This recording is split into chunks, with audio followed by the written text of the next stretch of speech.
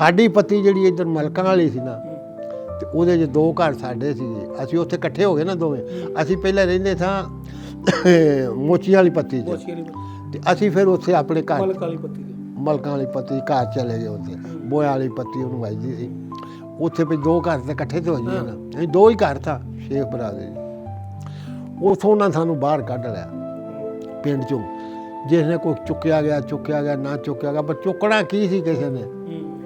ਅਸੀਂ ਨਿਕਲ ਕੇ ਤੇ ਬਾਹਰ ਜਿਸ ਸੂਏ ਇਸ ਤਰ੍ਹਾਂ ਬਾਹਰ ਨਾ ਜਿਸ ਤਰ੍ਹਾਂ ਆਹ ਸੂਆ ਨਹੀਂ, ਇਸ ਤਰ੍ਹਾਂ ਸੂਆ ਹੁੰਦਾ ਸੀ। ਸੂਏ ਦੇ ਉੱਤੇ ਲਿਆਣ ਕੇ ਪੁਲੀ ਸੀ, ਪੁਲ ਦੇ ਆਣ ਕੇ ਲਿਆਣ ਕੇ ਤੇ ਖਲੋ ਗਏ।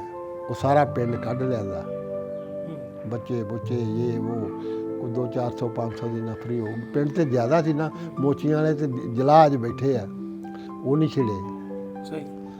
ਮੋਚੀ ਤੇ ਜਲਾਜ ਬੈਠੇ ਆ। ਅਸੀਂ ਸਿਰਫ ਇੱਧਰਲੀ ਪੱਤੀ ਮਲਕਾਂ ਵਾਲੀ, ਦੂਜੇ ਤੀਜੇ ਇਹ ਨਿਕਲੇ ਬਾਹਰ।